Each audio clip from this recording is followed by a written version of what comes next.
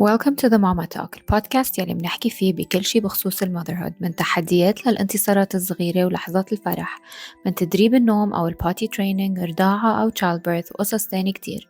أنا اسمي كريستين زغيبتوما، your trusted parental coach، وكل أسبوع رح أقدم لكم expert advice، tips وقصص حقيقية وأفكار عملية رح تساعدكم تعيشوا مرحلة الأمومة بطريقة أسهل وأمتع. So grab your coffee, settle in, let's chat. صار وقت the Mama Talk. Hello, welcome to a new episode of the Mama Talk podcast. Today's the episode a little bit different. We're speaking in English, but it's totally worth it and worth every non-Arabic word we say today. Joining me today is Maysaa Faour. She's a parental coach, and you've probably seen her on Instagram. She is your go-to when you're trying to solve all your parental issues. Maysaa, hello and welcome. Thank you for joining me today. Hi, Christine. Thank you for having me. I'm having you because I'm having trouble at home. I have a set of questions, but I'm not sure we're going to go through them, to be honest. Okay. I'm just going to keep them as a guideline in case. But just before we started recording, we did dig into a few things of being a mom and how hard it is to be a mom. It's the one job that comes without a manual. That's what you said. Tell us more. Tell us more. How did you get into being a parental coach, and what does it mean being a mom? Yeah, so I graduated so I was, living in Melbourne, Australia, and I wanted to be a teacher. So I graduated with a bachelor's of teaching, and off I went and taught beautiful children for many years. And then I became a mum, and I thought, easy, I'm a teacher, I know things. Then my son came along and he's like, nope, I am not listening to this woman.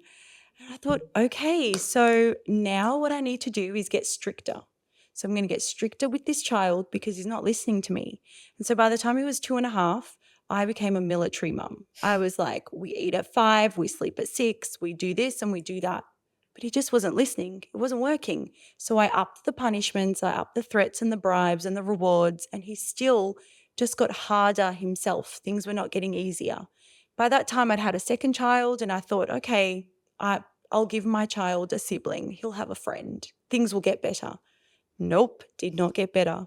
So it wasn't until about he was 8 years old that I thought, okay, something's got to give here because he's not changing. So maybe I need to look into things myself. So off I went to therapy and coaching and realized that, we've got some issues as parents. And this is back in 2010.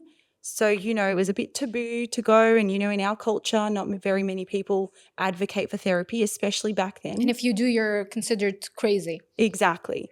So I was seen as, kind of outside of the square, didn't mind that. So off I went, and I learned quite a few things about the psychology of a child's brain. And so I went back to school, went back to learning, and I became a behavioral profilist. So I was really interested in behavior and the brain.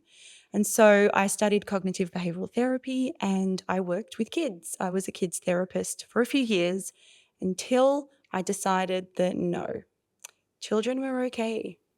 It was the parents. Wow. We need the help, because what was happening was every time I saw a child, they would tell me things they wished they could tell their parent. And most often, whatever the parent had a problem with, the child had a problem with. The parent would say to me, oh, Liam, he just doesn't listen to me. And Liam would say to me, my mum, she never listens to me. And I started to draw some parallels. And before I knew it, I ventured down the coaching path and started to get to know this conscious word, this word of conscious parenting. I thought, what a fancy word. Are you kidding me? Whatever. What is this? But the more I got into the idea of being conscious, the more I realized that we have to destigmatize this word. It isn't about being gentle and, oh, sweetie, of course you can have another cookie. That's not conscious parenting. Conscious parenting is the ability to parent the child in front of you, not the child you wish you had, not the child you dreamed of, not you, because my child is not me and I am not my child. My child is there and he is showing me his personality, and I need to adapt to that. Don't children derive their personality from their parents? I mean, what comes first, the egg or the chicken, right? So the way I go down this, I'm not a scientist or a geneticist, but I know that environment does impact. So if you are a shouter, yes, there is a big chance that your kids are going to learn to shout and scream and yell. But I have met many calm parents that do not know how to yell and they have yelling children. Okay. So there is genetics to it, there is environment to it. And all you can do is control yourself. All you can do is work on yourself to try to learn how not to scream, how not to yell. And then whatever your child picks up, they pick up. Chances are they're going to pick up the things that you do and say. And so I ventured down the conscious parenting path, became accredited and licensed. So then I started to notice a huge shift in parents wanting tools and strategies. So they're like, yep, got it. We know punishment is wrong. We know yelling is wrong. We get it. We've got the information. We live in 2025. We know all of this stuff. But what do I do? What do I do when my child's being disrespectful to me? And that's when I decided that, okay, I need to write a program. I need to write something up that gives parents these fundamental understandings so that you know what to do when your child is, quote unquote, being disrespectful. And that's what I did. I launched my 6 rules to confident parenting. And before I knew it, I had parents that were like, okay, now we feel equipped. And that's my story in a nutshell. So, what do we do when our kids are being disrespectful? If punishment isn't our resource, how do we work around kids when they throw tantrums, when they fight with their siblings? I mean, we will get to the siblings part a little bit later, but how do we deal with them? It's hard. I mean, as a mom, it's really hard. I wake up every day thinking, okay, what do I need to do today? I try to contain my emotions and not show my emotions, but we're humans, right? We do fall apart sometimes. We do end up shouting. We do end up doing things we shouldn't do in front of our kids. But how do we navigate through the day? If I do shout at my kid and my child does pick up shouting from me, how do I show my kid that this is a bad trait? Do not do that. Do I apologize? Do I not apologize? Do I punish? Tell us. So there's so many questions there, Christine. Which one would you like to start with? You go however you think we should go. I mean, okay. I'm here to learn today. Got it. I'm going to break up your idea into a few parts. So first things first, no child comes out of childhood unscathed. No child. We know this from the amazing celebrities we look at who have all the money and care in the world and time, seemingly. No child comes out of any childhood without any sort of trauma. And children have got their own ideas and beliefs about what they think is right or wrong, fair or unfair. We can't change their minds. What we can do is, again, think about how we are controlling ourselves. So that's first things first. If you're aiming for perfection, you're not going to get far in parenting because your kid is going to show you automatically how imperfect you are. So what I want parents to aim for is progress. I want parents to aim for, okay, what can I do better next time? And this is just a continuous path forever, whether it's personally, whether as a parent, in anything we do, we continuously ask ourselves, evaluate, reflect. So this is our personal goal. But now if we jump into a few more questions that you asked. So what do I do when my child's being disrespectful? I mean, firstly, what would you do if somebody that's not your child was being disrespectful to you? Please don't wait for an answer. You don't want to know my answer. Let's say it's a good day and somebody has said to you, excuse me, move at the mall. I'm not really the best example here, but no, I mean, I would, if it's a good day, I would try to give that person an excuse for that behavior. Honestly, I try to do it every day. I think so too. I think that you straight away jump to I would apologize, yes, and oh, I'm sorry. Did I hit you? I'm trying my best, and I'm gonna say I'm really honest. I tried my best to put myself in that person's shoe. Think they've had a bad day. They've lost someone. They lost a job. They're feeling unwell. But I do have bad days as well, where I go like, you know what? You want to fight? Meet me outside. Let's just go with that for now, the first part. I'm going to get to my point soon, I promise. I'm not psychoanalyzing you. I'm getting to a point. Bear with me. So let's just say it's a semi-good day and you've gone, oh, sorry, and you've moved aside and they've gone, oh, seriously, just look where you're going. And they've walked off, right? Very rarely will we um, attach their behavior to us. We won't be like, oh no, oh, I did something. We will either give them an excuse or go, oh, whatever, or we will really let go of that idea. Okay. It won't sit with us for very long. But when it's our children that have gone, Mummy, I said no. And you're like, because parents have got this amazing ability to attach everything they do to their children. That is a reflection of me, is what we tell ourselves. My child's being disrespectful. That means I failed as a parent. My child has hit his brother. That means I haven't raised him properly. And we automatically worry about ourselves. And this is something called the parental ego. This is something I talk about a lot because automatically we have lost the present moment. We're no longer looking at our kid going, no, I want one more cookie. We're now going, oh, he's going to have another cookie. That means he's going to be unhealthy. And if I say yes, he's going to want more next week and all this stuff. And now we've lost the point that there is a kid who wants another cookie. Simple. When we lose that focus, then we are no longer parenting in the present moment. We've gone to our past. I would never do that when I was a kid, or the future, which is, oh, I don't want to raise a brat. That's a nice point you brought up because I do sometimes reflect back and I would go like, when I was a kid, we would have lunch and we're not allowed to have snacks. And we would wait until dinner. And if I wanted a snack, I wouldn't just go grab my snack. I'd go, if my mom was having a nap, I would actually either wait until she's up or wake her up and ask if I could have a snack. And if she said no, there was no way I would say, no, but I want one, please. It's end of it. That's the end of that story. But then my kid is not the same. Because you're not holding the same boundaries as your mum. So you want that lifestyle for your child, you hold that boundary and you start changing your logistics at home. But frankly speaking, a child that grew up with rigid boundaries, like what you're explaining, with all due respect to your mama, really grows up not feeling heard. Because sometimes snack time just happens. I mean, I ate lunch, but I feel like a snack. It doesn't mean that anything is wrong, is usually how children feel. But parents who've got rigid rules don't tend to have the best relationship with their child because the child grows up thinking, oh, this is the only way I can do things. Whereas now, as parents, what we're doing is we're swinging all the way to the other side. And now we're like, oh, I don't know how to hold any boundary. And I'm like, guys, there is a whole section in between strict and permissive to choose. So if you don't want your child to have a snack, you need to hold the boundary. And parents are petrified of boundaries. I think we're scared of boundaries because we had a generation which was raised with boundaries, right? We all grew up in, and I'm not blaming parents, that's the best they knew back then.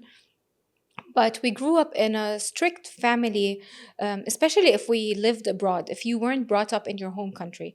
And I was that child. I was brought up in a different country than where I'm from. And because they were worried about us and scared of the environment, and it's a different environment and it's a multicultural environment, they've put really strict boundaries. And as we grew up, we realized um, how these boundaries affected us in our life, in our decision making, and how we choose friends, and how we go around at our workplace, how we choose partners in life, what we accept in our life. Like if you're with a partner, what do you accept from that partner to give you, whether it's respect, trust, how far they can stretch you with respect and trust. And that's why we're now really scared of boundaries, and we go to the complete opposite of that spectrum. And we're not sure how to set the right amount of boundaries. What's the right amount of boundaries? How can we know per family or within our household what's right and what's wrong? Yeah. So I'm going to add a little bit more to that. And I think that parents are scared to set boundaries because they are scared to deal with a tantrum. So there's a few fundamental things we need to lay first when we talk about boundaries before I tell you about how to hold a boundary. First thing about a boundary is not a mean thing. It doesn't have to be an unkind, rude rule. A boundary is, yeah, sure, you can watch TV, you need to put your shoes in the cupboard. That's a boundary. Nice and simple statement. Very clear, very specific, and very reasonable. A boundary is not, can you put your shoes in the cupboard? That's a question, because your kid's going to say, no. A boundary is, yeah, 1 hour of iPad and then iPad time is off. If you have a hard time turning off iPad, mummy can do it for you. Have fun watching iPad. That's a boundary. Now, there's a choice that the child can make. And if you've got a strong-willed child, which is kind of my specialty to talk about, then that child is not going to willingly turn off the iPad at the 1 hour mark. In fact, they're going to find loopholes and other things. 5 more minutes, mum. This isn't fair. And a lot of other things. So what happens after you set the boundary is a completely different topic. But first things first, that's a boundary. It is a statement of what you are going to do, not what the child's going to do, and it's not a question. And a boundary is clear, specific, and reasonable, as I said. So you've looked at the child in front of you and you've worked out an appropriate boundary. And now comes the consequence question that I get asked all the time. Yeah, but what's an appropriate consequence? There isn't really an appropriate consequence. I just want parents to use common sense. Is your kid throwing blocks? The appropriate consequence of that is you need to pick up your child and move them away from the blocks or take the blocks away. But we don't take the blocks away and say, you naughty child, you are such a bad kid, no more blocks for 1 month. Because that's not going to teach anything. And so hand in hand with boundaries goes the word discipline. So I want us to steer away from punishment and start to think about discipline. And discipline is all about teaching. So how do I know what boundary to hold? How do I know what consequence? I want you to dig deep when this is happening and to whoever's listening to this and ask yourself, what are you trying to teach? What do you dream of your child learning from this situation? He's hit his brother. Well, what we're trying to teach is how to control your anger. Perhaps that's an example. That's the essence of what we're trying to teach. How do we teach somebody to control their anger? First, we model it. So first we control our anger.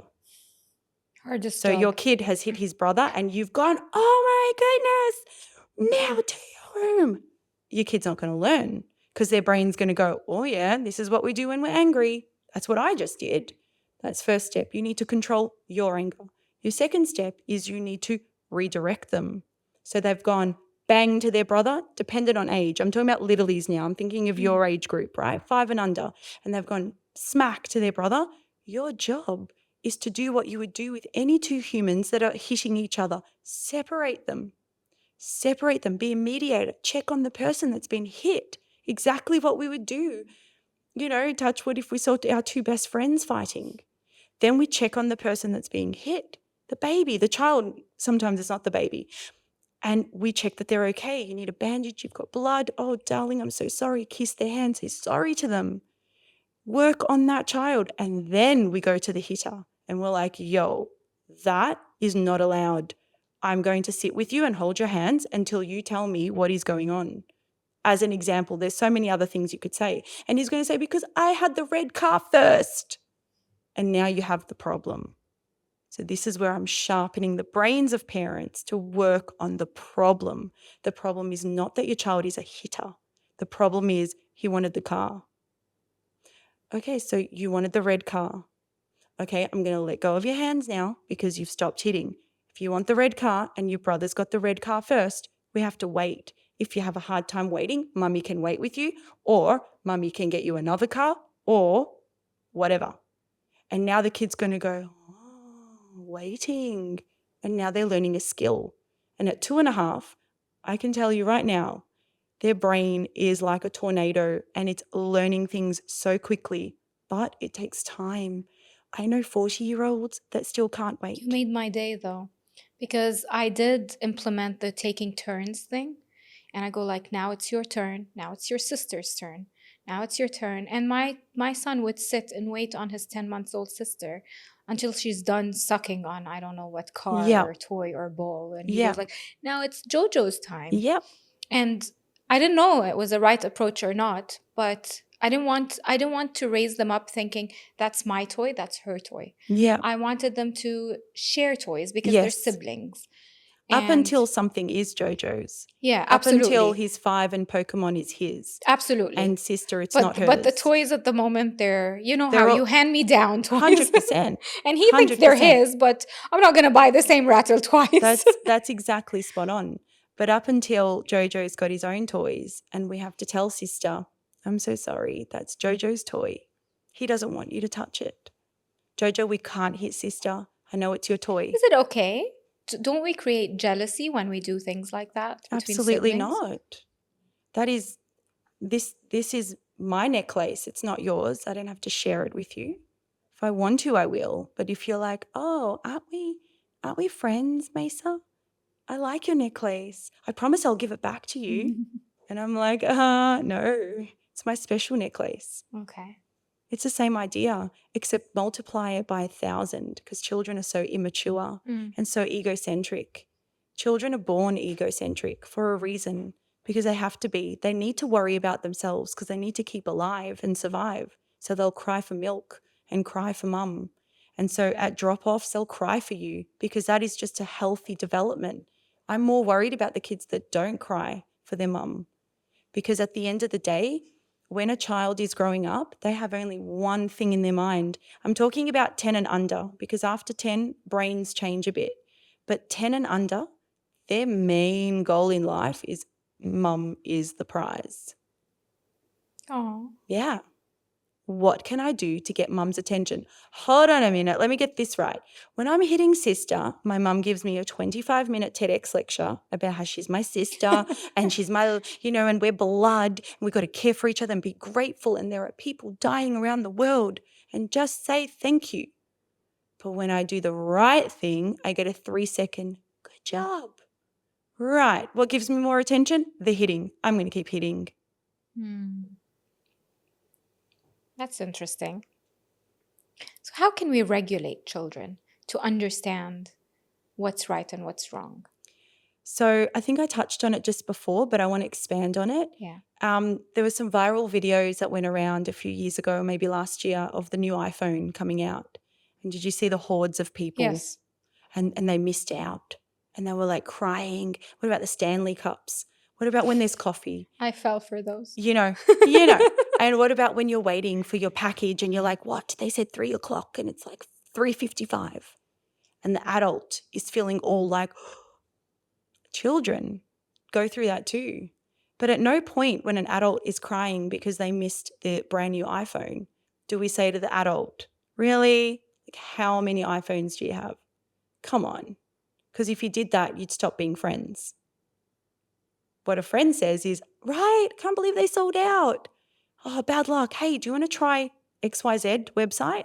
That's what we do with friends. But when our kid has a meltdown because their Lego broke or they wanted the second cookie or they like the red truck at the mall, we're like, get over it. It's just a red truck. How many times does mummy have to tell you? Da, da, da, da, da, da, da. And none of those things help a child. Because when you're dysregulated, which is the opposite of regulated, your brain has turned to mush. Now, I don't want to make you sound like you've lost your mind, but yeah, dysregulation is you've lost your mind. You can't think straight. You can't think logically. You really want the thing. Children, again, times 1,000 because they've got less life experience and less maturity. So when they're having a tantrum, our main goal is to first understand that a tantrum is healthy. It's not ideal. I'm with you. I've got 4 kids. I completely understand it is inconvenient, exhausting, all the above. At no point as I'm explaining all of this am I like, guys, it's so much fun. I mean, they're just kids. No, it's annoying as well. But we have to just accept that we had them and they're here, and this is science. A tantrum is simply an overflow of emotion that cannot be contained in the body anymore. Have you seen road rage on Sheikh Zayed Road? Are you kidding me? Carrefour? Come on. I've seen adults, tennis players losing it. You can't handle the frustration anymore. And so you do something with the frustration. And fingers crossed, hopefully a lot of healthy adults choose healthier things. But we know about binge eating, scrolling, watching until you fall asleep. We know about a lot of unhealthy things that adults do. Children, they're the innocent type.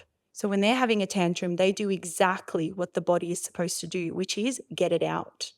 So they go, I hate my sister. Because in that moment, sister has taken their favorite toy.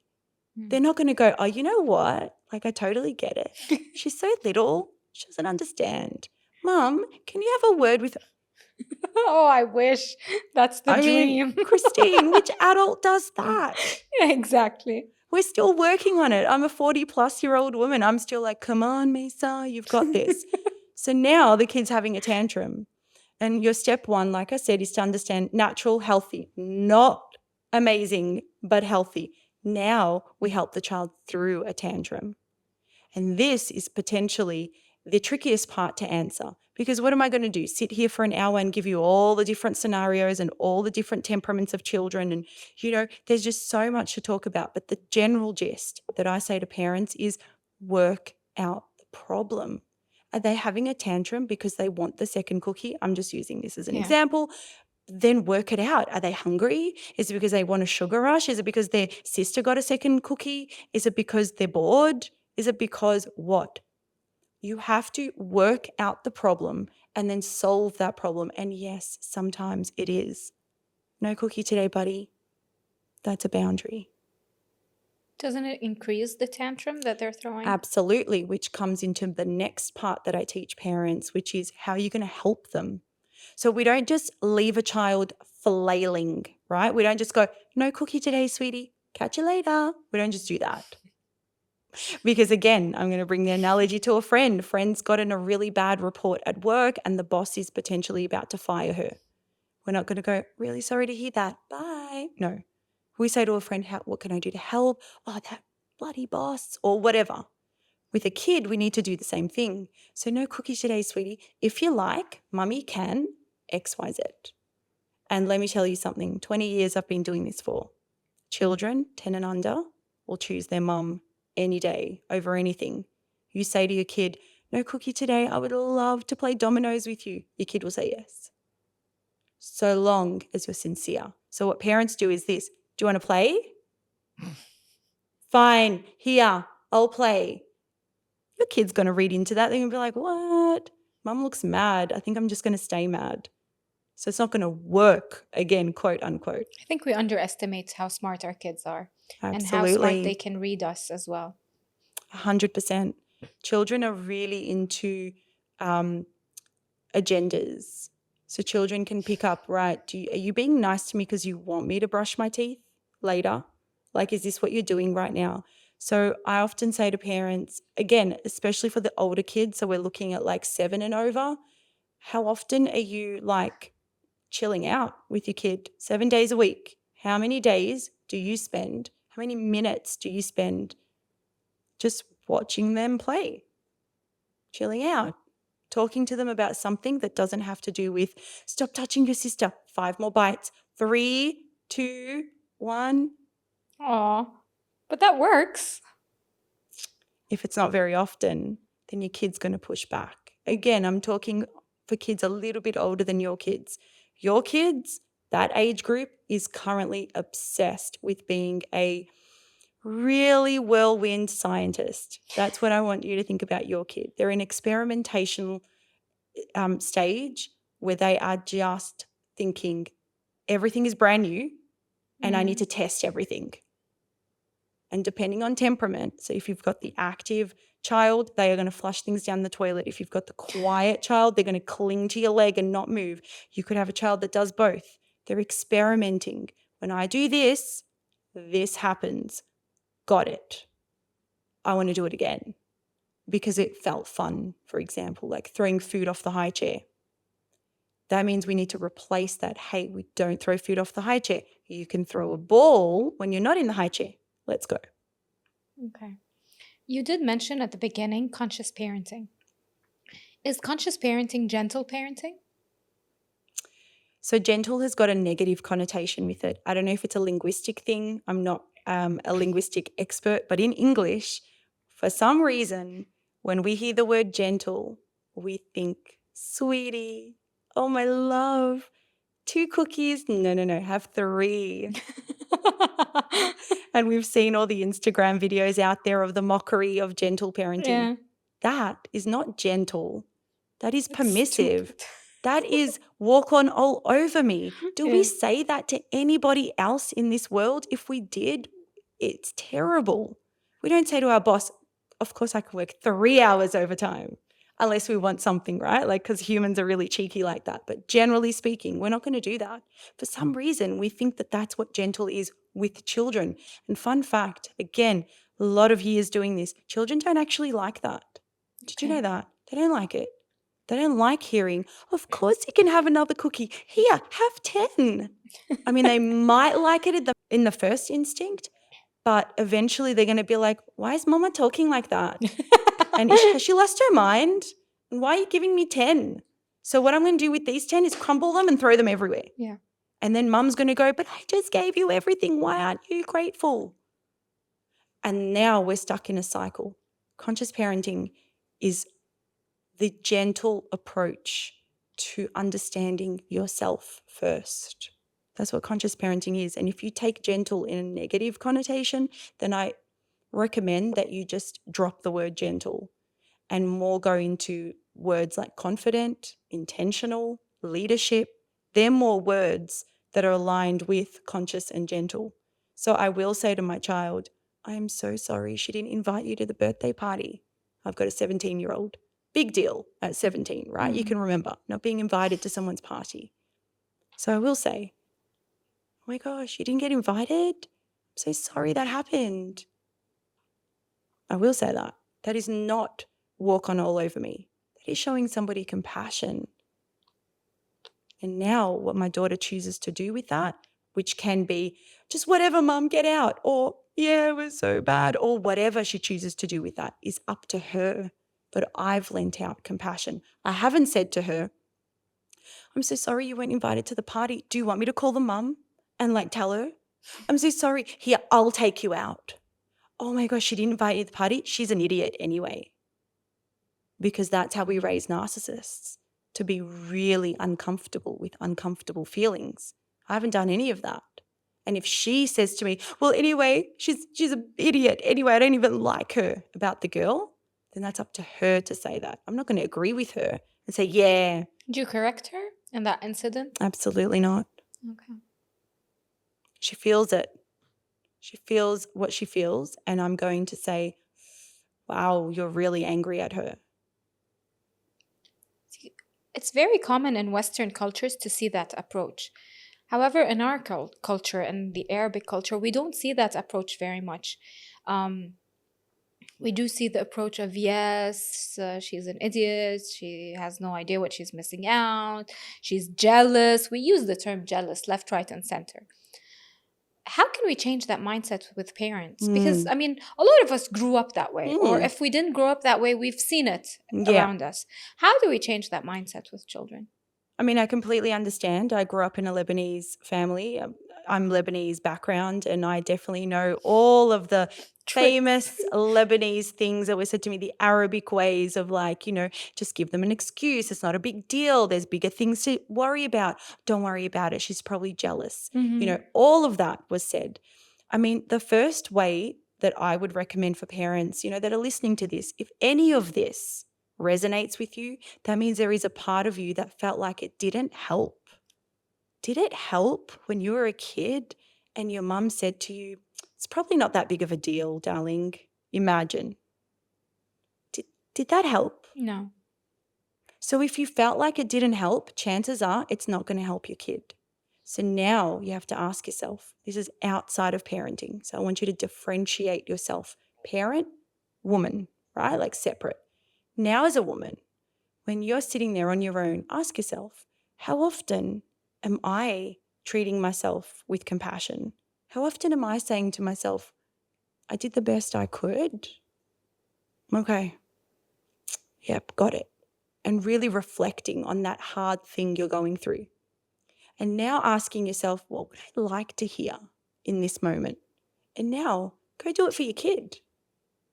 Because if your kid is having trouble with friends, or maybe they don't want to do their homework, or any other example, then chances are they want to hear something real from you, not just, it's not a big deal, honey. Come on, let's go. Just put on your shoes. It's not a big deal. How do we deal with jealousy in general?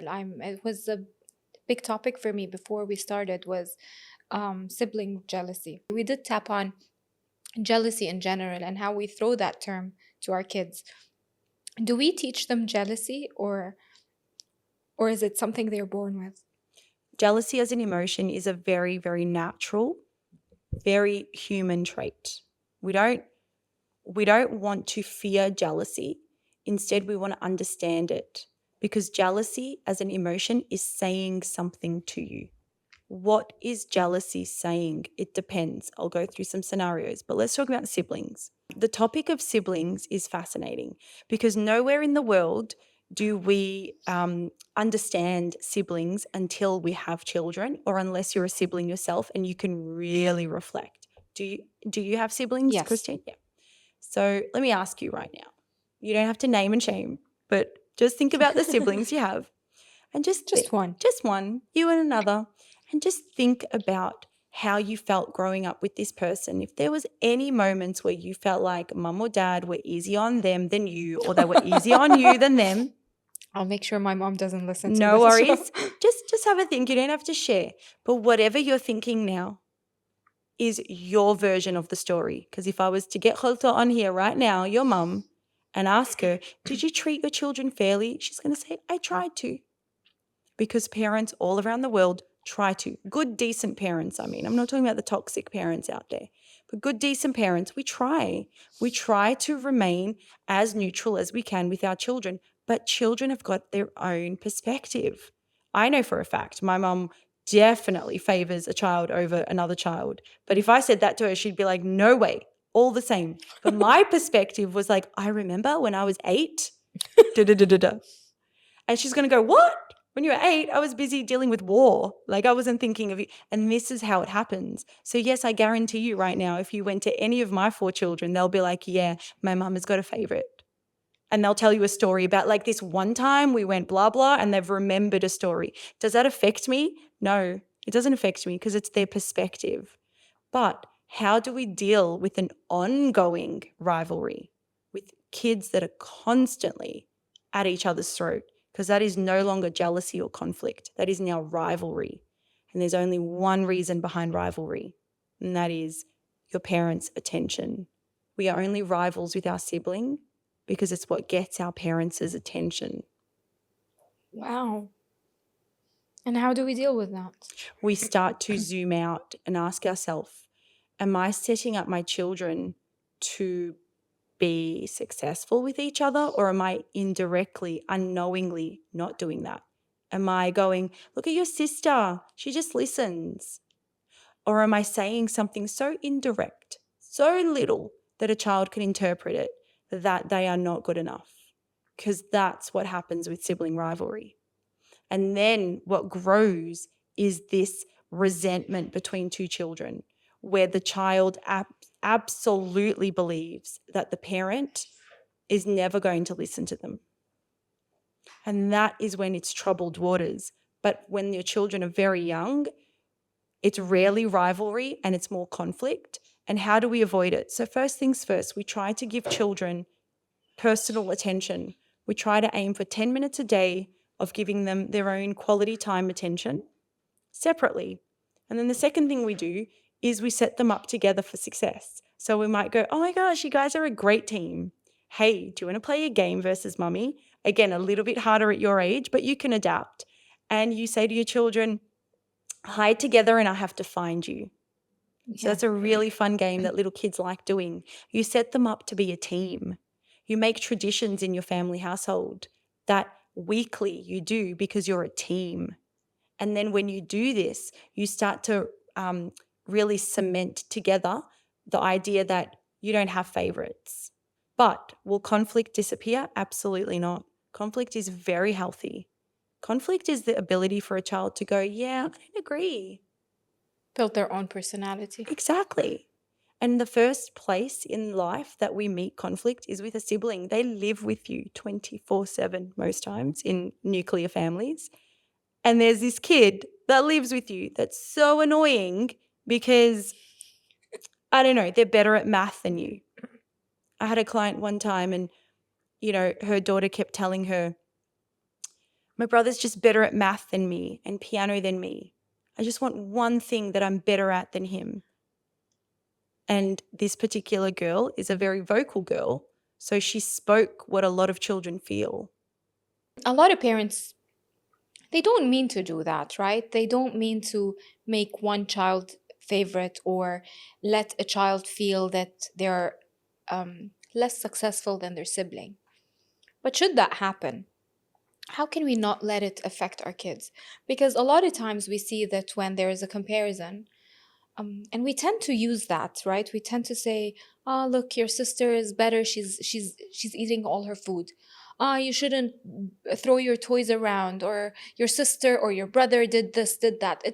We're perhaps we're using it as an example to show them the better version, but we could be, I mean, based on what we just spoke, we could be um, causing negative connotation to it.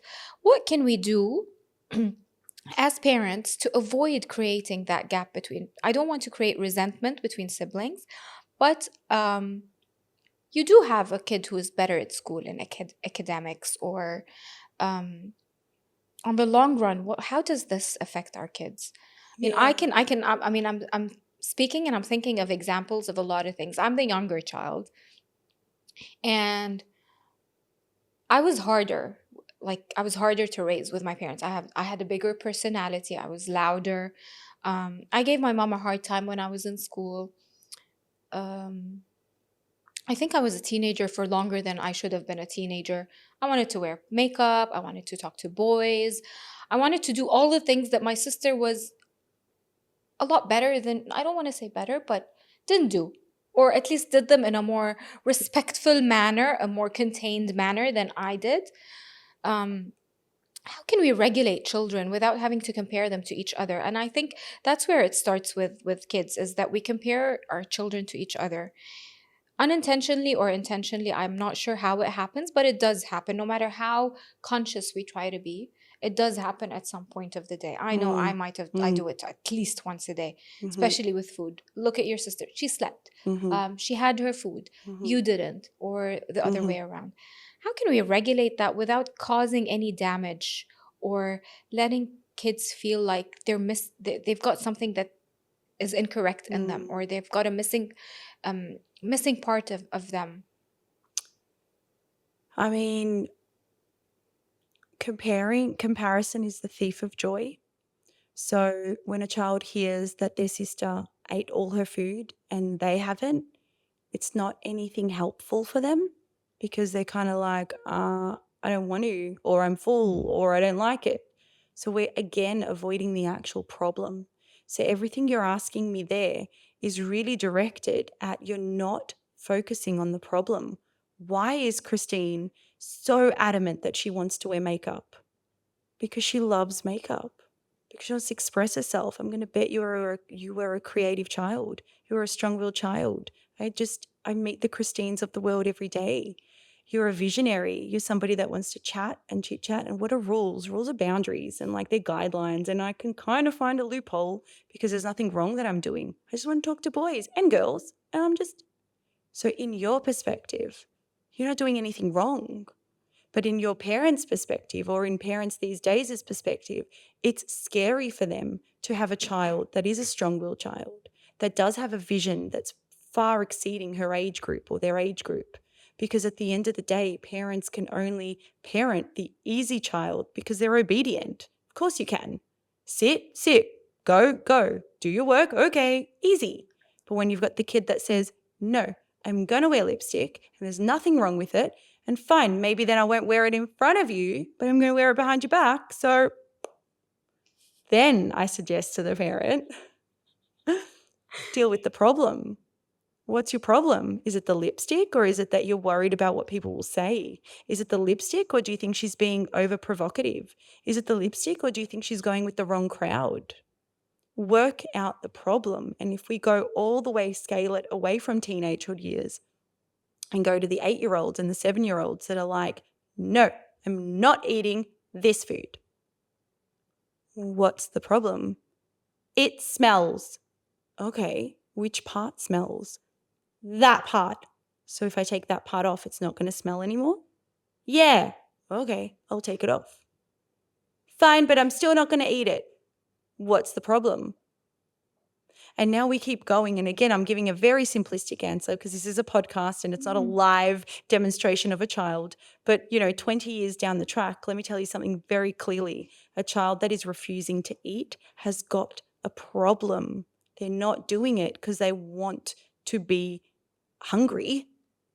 They're doing it because there is a problem.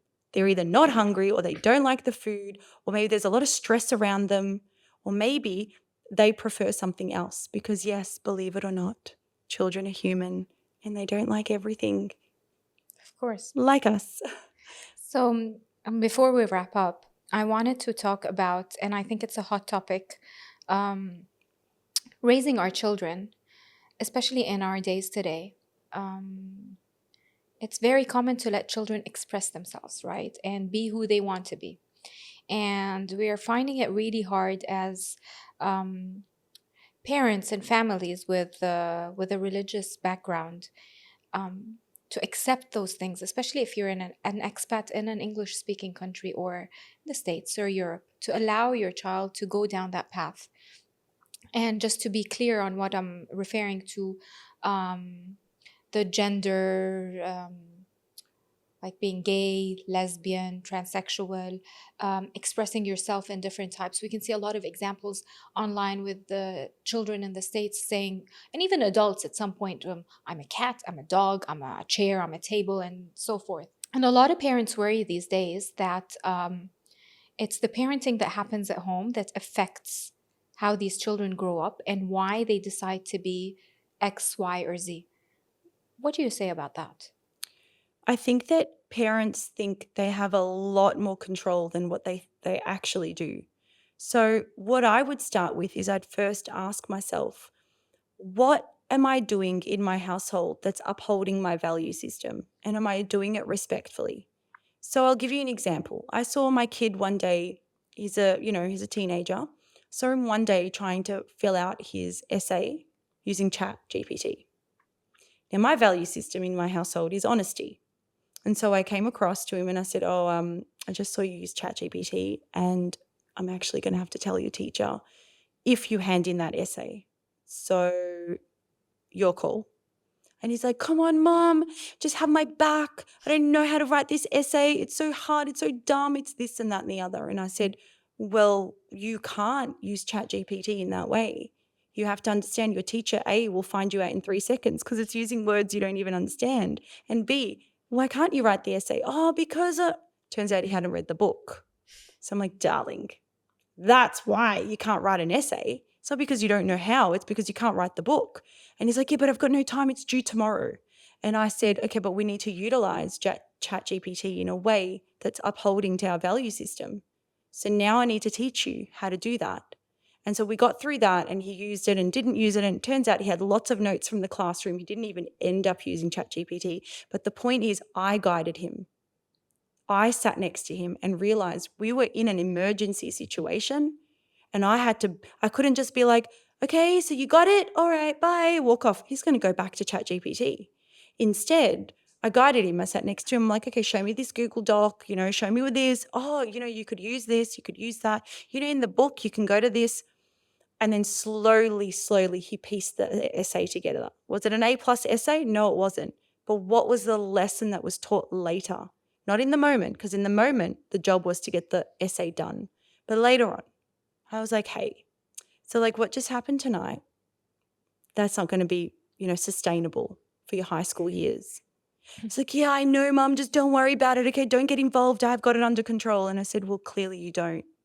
Because if you had it under control, then you wouldn't XYZ. And so the analogy that I'm going through with that is you can insert anything as that example. And, purely for ethical and moral states, I'm not going to go into every single example. Parents can use their imagination. But if there is a problem in your household, a taboo problem, whether it's about gender, sex, stealing, lying, something that's really big, that's a moral problem, then you must guide your child through it. And whatever happens after that has got nothing to do with how much you can control, because we can't. We can't control everything. We can just guide to the best of our ability.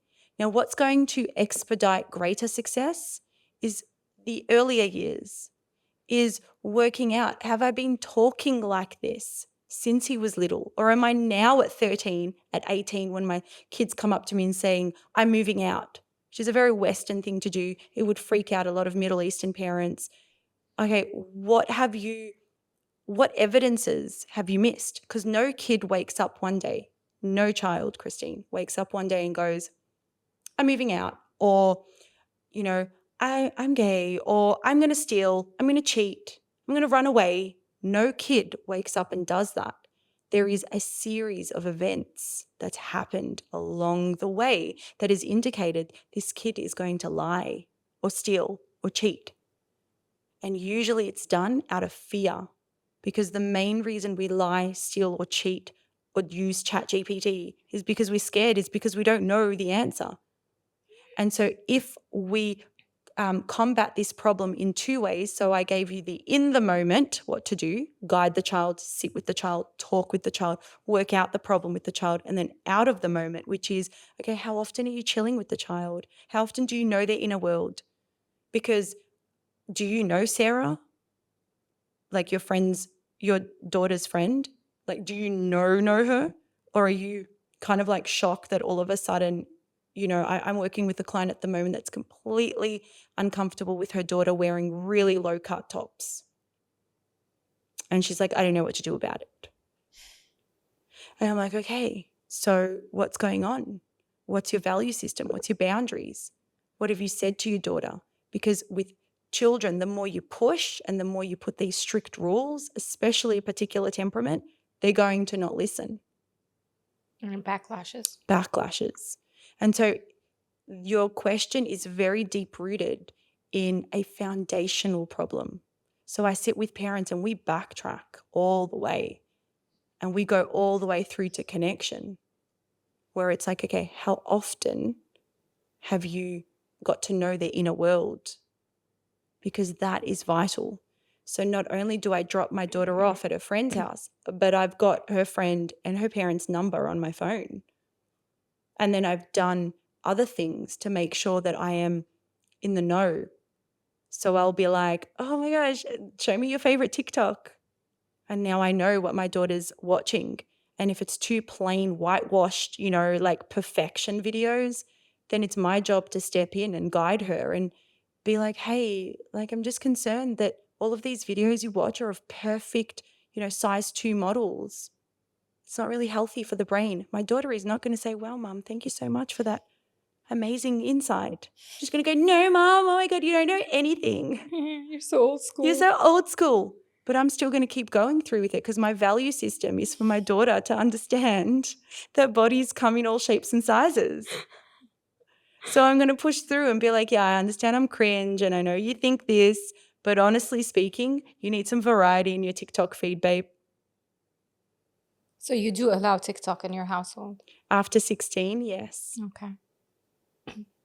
Maysaa, time flies so fast when it's an interesting topic.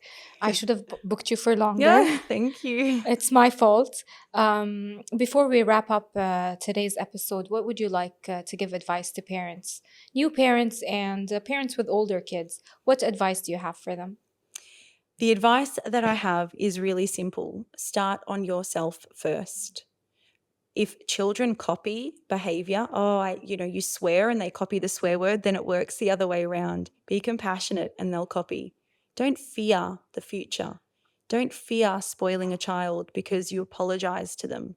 Because no kid walks into my office that's turned into an adult and says, guess what? My mum apologized when she did something wrong. No child grows into an adult that is upset by that. That's not spoiling. When you apologize to your children, you're showing them what an apology sounds like and that they're deserving of an apology. That's nice. That's a very nice note to end today's Thank you. episode with. Maysaa, if someone would like to reach you, can you share your social media handle? Yep. So you can find me on at Coach Mace EQ. Got a few channels on the social world, but Instagram is my main go-to. And you can find in my bio an email that you can click and ask me anything. So I'm a fan. I follow you religiously, and hence I've really wanted to do this chat with you. I hope we get another chance to talk into more specifics and more details. But thank you so much for joining me today. It was really insightful and informative, and it's an eye opener for parents to understand that a lot of things that our kids end up doing is just it's just a mimic, and it's a mirroring of what we do in front of them, and how we challenge them and how we raise them up into this world. Once again, thank you so much for joining me today. Thank you for your time. And any final words you'd like to share before we end? Thank you, Christine, for having me. I think that the fact that you worry or parents worry if they're good parents just shows that you are good Oh, parents. thank you. No Thank problem. you. Well, you could read me. I'm not sleeping tonight. I'm gonna Yeah. go like, okay, I do this. I yell, I scream, I go crazy. Never, but I want you to draw on the other side, the things that you do, that you care, that you're We try. It's learning. hard. It's hard being a parent, and it's even harder being a mom because a mom is around the kids a lot more than the father, and we try to avoid the things that we felt as kids annoyed us and did not let us be who we wanted to be. And it's hard in today's world. But thank you for people like Yalla for part two. yourself. Yes, definitely. There definitely is a part two. But genuinely, thank you for people like yourself. Help moms out there. And I think it's Thank what you you. do is amazing. So Thank you so much. thank you so much. Thank you for joining us today. And thank you for tuning in, viewing, and listening. And until next time, bye. Thank you so much for joining me بهالحلقة من The Mama Talk. أنا كتير مبسوطة ومحمسة لنكمل المشوار سوا. إذا استمتعتوا بحلقة اليوم ما تنسوا تعملوا سبسكرايب، تتركوا تعليق أو ريفيو، وتشاركوا الحلقة مع your mama friends. وتذكروا كيف ما كان نهاركن, you're doing a great job. Keep showing up, keep loving, keep being the incredible mama you are.